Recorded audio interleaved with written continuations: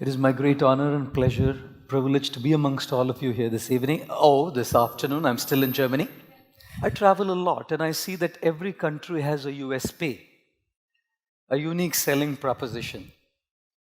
When we talk about the United States of America, it has a USP: liberty, freedom, comfort for the citizens. When we talk about the United Kingdom, it has a USP: royalty, the supremacy of the Queen. When we travel to Japan, Japan has a USP: technology. You travel to the Middle East has a USP: oil. And when we talk about India, India also has a USP, a unique selling proposition, something that all of us are known for. Sometimes I say, how do you recognize an Indian? An Indian is known by a man or a lady who will use the shampoo till the last bit by putting water to the bottle. How do you recognize an Indian? You would know an Indian by a man or a lady who will use the balan, the rolling pin, to squeeze the last bit of the toothpaste out of the toothpaste. How do you recognize an Indian? An Indian is a person who gives another person a missed call. That culture doesn't exist in the world. There's nothing like a missed call in the world, by the way, ladies and gentlemen. How do you know an Indian? You would know an Indian by a person who will use a t-shirt till there's a hole in it. And once it's unusable in the day because there's a hole in it, you would probably start using it in the night. And if it's still not usable in the night any longer, you keep it for Holi. And if it's not even usable for Holi, then you use that pocha. Then you know, for sure you know then that you are truly an Indian. Yes, ladies and gentlemen, we are known for our sparing nature. No wonder a lot of people in this world are super wealthy, in this country are super wealthy. India is known for Bollywood. India is known for its cricket. India is known for its beautiful architecture, magnificent edifices. India is known for its Himalayas. India is known for its literary contributions. India is known to be a developing economy now. Indeed, India is known for many, many things. But what India is specially known for on this planet Earth is its unique contribution in the field of spirituality. Wherever I travel in the world, I see people glorifying, talking about, eulogizing the principle of spirituality that comes from this great land, Bharat Bhumi. People from America, people from Europe, people from different parts of the world come to India to see the beauty of India. But if you go to Rishikesh, you go to the Himalayas, there's a lot of people out there who are coming here to learn spirituality, who are coming here to learn yoga, who are coming here to learn the inner engineering, the inner ecology of life. Of course, when we talk about wellness, how can we neglect the principle of spiritual wellness? This afternoon, I thought I would share with you an analogy that one of my spiritual mentors, His Holiness Sachinandan Swami, who's a German by birth, once told me. It's a beautiful analogy. It's called the tree of life. Whenever we look at a beautiful tree, one of the most essential parts of the tree is its roots. A tree has three aspects to it, essentially. One is the roots, the second is the trunk, and third is the crown of the tree. And when we talk about the roots, a healthy tree has healthy roots. The deeper the roots, the stronger the roots, the tree stands strong in storms, cyclones, hurricanes, and tornadoes. And the roots are not seen to our eyes. Ladies and gentlemen, those roots are compared to our spirituality. Our achievements are seen to people, our gadgets are seen to people, our money is seen to people, our accolades are seen to people, our charisma is seen to people, our success is seen to people. What's not seen to the eyes of the people is our roots, our spiritual development. And therefore I always say, if we do not work on what is unseen, it's very difficult to sustain what is seen. We also need to look at the roots. And that's why I say the roots, strengthening the roots happens by connection. Connection to our own selves, connection to divinity. That's why meditation, yoga, chanting, prayer is gaining such popularity all over the world, because everyone says that the unseen roots need to be strengthened so that the tree is strong. And when those roots are strong, the second aspect, which is the trunk of the tree is our physical and our emotional well-being. That's the trunk. And a trunk can stand strong and a trunk can stand stable only if the roots are deep and strong.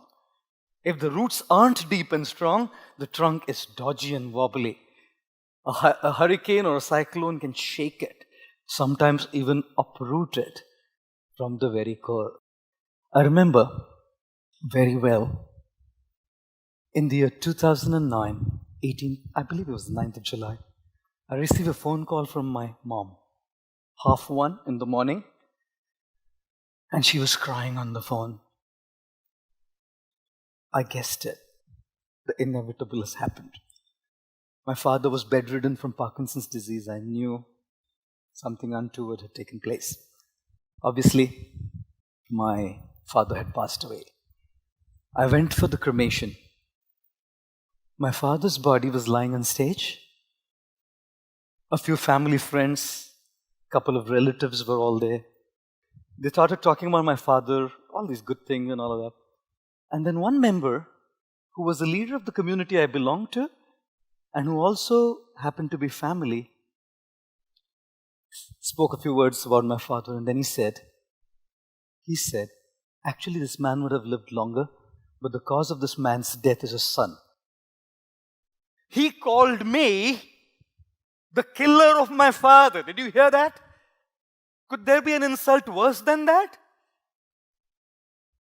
That night when I went to my mom's house, even after years of my spiritual practice, I was tossing and turning as these words rang in my ears, that I was the killer of my father. It was because of me that my father had died. Ladies and gentlemen, my mind was restless. My emotional state had been disturbed. And when your emotional state is disturbed, you can't sleep, you can't get anything out of life. Your experience of life is proportional to your emotional state.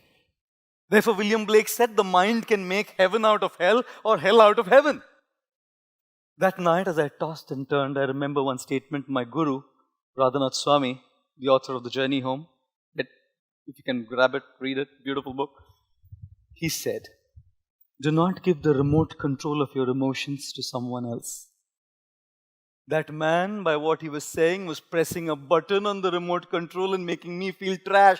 I depend on you to say that your talk was great and feel good, and I depend on you to say that my talk was bad and I feel trash. That means I've given the remote control to you. I feel good because you make me feel good. I feel bad because you make me feel bad. And how shallow is life that I don't have the guts to take the control of my emotions in my own hands. Ladies and gentlemen, we have to learn how to take the control of our feelings in our own hand. I will not allow any damned person under the sun to make me feel good or bad by what he or she says. If they say good, fine, that's good. Appreciation, nice, I'm happy with it. And even if they trash me, fine, it's their opinion. It's the way they think. Ladies and gentlemen, the trunk is our physical and our emotional stability, and I'm not getting into the physical well-being because of paucity of time, obviously. And the last one is the crown. The crown is our contribution to the world. The crown is where the fruits come. The crown is where the leaves come. The crown is where the flowers come. And the fruits are for others. The flowers are for others. The leaves are for others. The shade that the crown of the tree gives is for others. Our contribution to others. I'm saying this because people say that life is like an ice cream. You should enjoy it before it melts. It'll indeed melt away. I say life is like a candle. You should bring light to others before it melts. Both the ice cream melts and the candle melts. But the ideology behind the ice cream is selfish enjoyment, and the ideology behind the candle is selfless contribution. selfless service to others. And each of us, in our own ways, must learn how to contribute like the crown of the tree. I must end with this little thing that I want to say. This last one point I would like to mention is this. If you've ever been on a flight, the members of the cabin crew will come there and say, ladies and gentlemen, this is a seat belt, I know. This you have buckle it, I know. I know some pilots are sitting here, I must apologize. You know, if there be a lack of oxygen supply in the cabin, oxygen masks will drop from the cabin above your heads. Secure your mask properly and breathe normally. Make sure your oxygen mask is secured properly before you help others. God, I thought this is the height of selfishness. But if you don't keep yourself in place, you can't help others. If you don't have resources, you can't share your resources. If you don't feel love, you can't share love. If you don't feel hope, you can't give hope. If you don't feel uplifted, you can't uplift others. Therefore, be selfish first. Care for your roots. Care for your trunk. Because only when your roots and trunk are in place, then the crown can give others. How many of you like to look beautiful? Any of you like to look handsome? Those who are not raising their hands think they're already good looking. Anyway, that's another story of it. One lady came to class, teacher came to class and wrote on the whiteboard, I am beautiful. Which tense is it? The student says, past tense, madam. You know. Our late president, Shri Abdul Kalam ji, said a very nice thing which left a deep mark on me. He said, if you really want to look handsome, give your hand to some, and you will automatically look handsome. Because handsomeness is not about beauty and looks, it's about how we contribute to people. I conclude by saying, if you are beautiful, it's God's gift to you. If you live your life beautiful, it's your gift to God. And therefore, the tree of life is about three things. Roots, unseen to the world. Deepen them by connection to the divine, connection to God, your spiritual practice, your meditation, your prayer. The trunk, which is about cultivation of emotional and physical wellness, emotional stability. Do not allow others to remote control you. And three, the crown is about contribution, giving, returning back, a sense of purpose. Because the purpose of life is a life of purpose. And thus the tree of life teaches us three things. Connection, cultivation, and contribution. Ladies and gentlemen, I wish to thank all of you very, very much for your kind attention. Thank you very much.